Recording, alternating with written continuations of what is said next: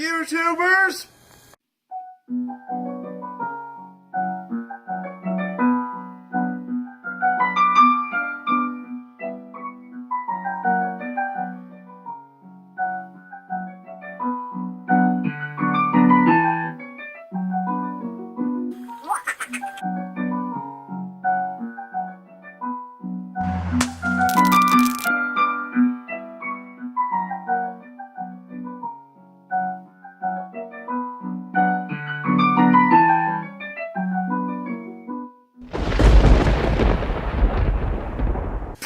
Professor Sheep here. Welcome to another geology video, sort of. I'm putting it in there anyways. Today we're talking about tides and ocean waves. And now today's video, before I get into the rest of it, is a little different. I'm trying to throw in some puns, comedy, tons of cuts and extra stuff to make things seem more interesting. Hopefully it works out, or it gives me a headache. Anyways, on to tides, then waves. So we've been told as little kids that the moon pulls on Earth's water, causing it to bulge, causing tides. That's not entirely true. Most of that's actually false. So let's get into that. Let's go to the 2D model. As you can see here, this is not to scale. And I know that's a balance. Wink. Anyways, so we have the Earth and the Moon. This is the top view of the Earth, not at the equator. But I'll show you what that looks like when I go to the 3D model. But in the meantime, let's focus on the 2D model. So the Earth is constantly being pulled towards the Moon, and the Moon is constantly being constantly pulled towards the Earth. For this instance, let's focus on how the Earth is being pulled towards the Moon. And gravity causes disproportionate pulls across the surface because one part is closer than the other. This is a quadratic curve. So one part is going to be experiencing exponentially less gravity than another part of the curve. So this part, the closest part to the Moon, is experiencing the most pull from the Moon. This part over here, opposite from that part on the other side of the Earth, is experiencing the least amount. In the middle, the center of the Earth, you have the balance, the average of all of the points coming together in the center, because it should be. It's the center.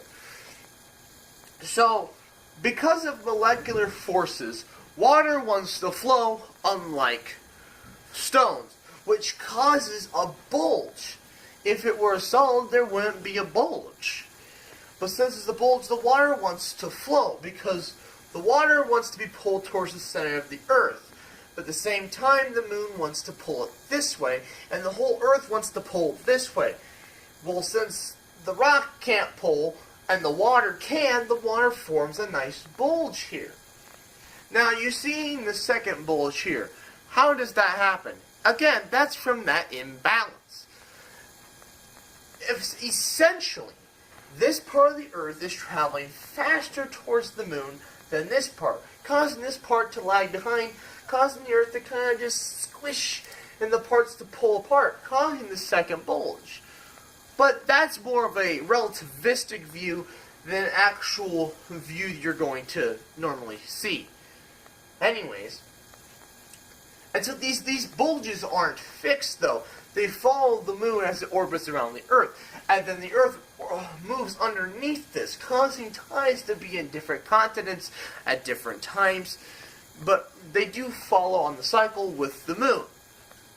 To give you a better understanding, let's go to the 3D model.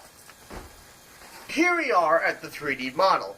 Now, to give you a better representation of tides, we're not going to look at the North Pole. We're going to look at the South Pole.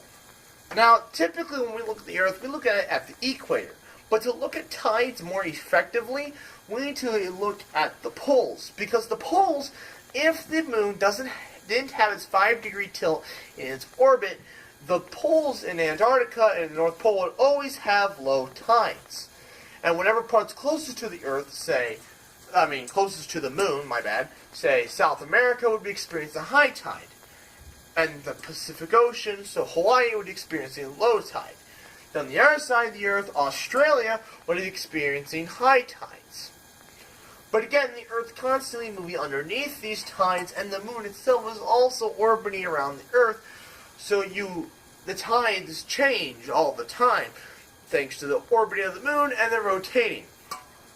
And the only reason why, and remember, we have those bulges because of molecular forces. However, the oceans act as one singular body, because they're all connected. But what about ponds and my cup of water or cups of mercury? Are those under effect of tidal forces? Yes. So let's go to my pond.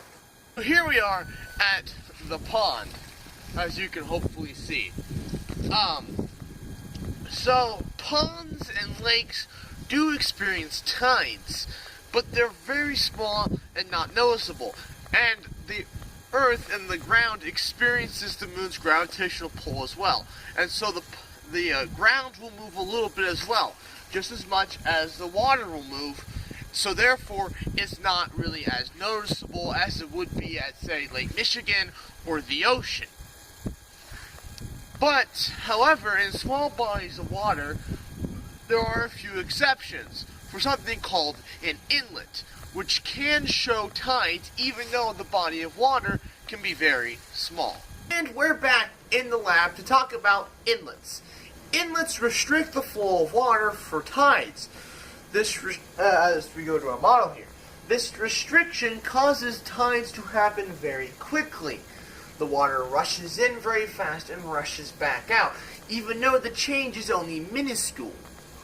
If the lake or pond is too small, even an inlet won't show tides, because there simply isn't enough water. Just like the Sahara Desert, there just isn't enough water to go around. Refreshing. Intern. Intern. Jeez, I can't get a good help these days. Oh, and he comes from the wrong side. What a slacker. Anyways, so that's how inlets work, and what a slacker my intern is. So let's talk about waves. Why, hello there. Welcome to my new section of my videos called Fun Fact Time. I'm in my fun fact chair, I have my fun fact book, so let's begin to talk about today's fun fact, tides. So when I said solids don't flow like liquids, they don't. However, the solids will resist to flow. This resistance will cause them to heat up. This heating can then melt water if it's present on the planet. Take a celestial body like Europa, which is a moon around Jupiter. Under its many, miles of ice, don't quote me on that, there could be liquid water because of how large Jupiter is and how close Europa orbits. Because of how close it orbits, Jupiter has a very strong gravitational pull. This causes the rocks underneath to heat up, which melts the water, which could reveal life. And Europa is one of the best bets for life in our solar system. Woo! Woo! Woo! Woo! I'm waving to you. Sorry about that bad pun. It didn't really play off that well. Anyways, on to waves and ocean waves.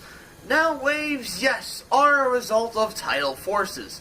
They create dips in the ocean. But the main force that drives waves is the wind. The wind will then pick up on these dips in the ocean and will magnify them, chop them up, and give you nice waves that you can hang 10 in Maui. However, that's not the only way waves can form. Waves can also form by tossing rocks or large objects into water, or by earthquakes. See those ripples? Those are the waves. Now, it's not as noticeable because today we're experiencing lots of wind, which is pushing the water this way. However, earthquakes and objects like meteorites falling into water cause not these normal small little waves, but something called tidal waves. And tidal waves, when they hit coasts, seem to cause massive amounts of destruction. So let's go back to the lab.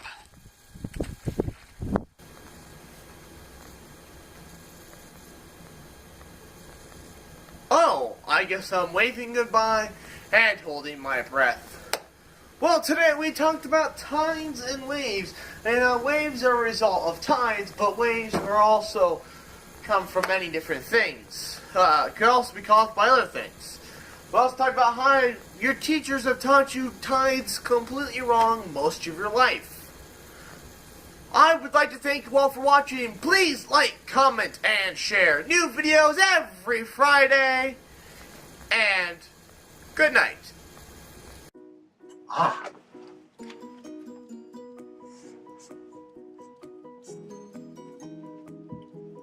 Oh, you're still here? Well, if you want to see more, check the playlist. And while you're there, please consider subscribing. Now, Marvel for 20 seconds.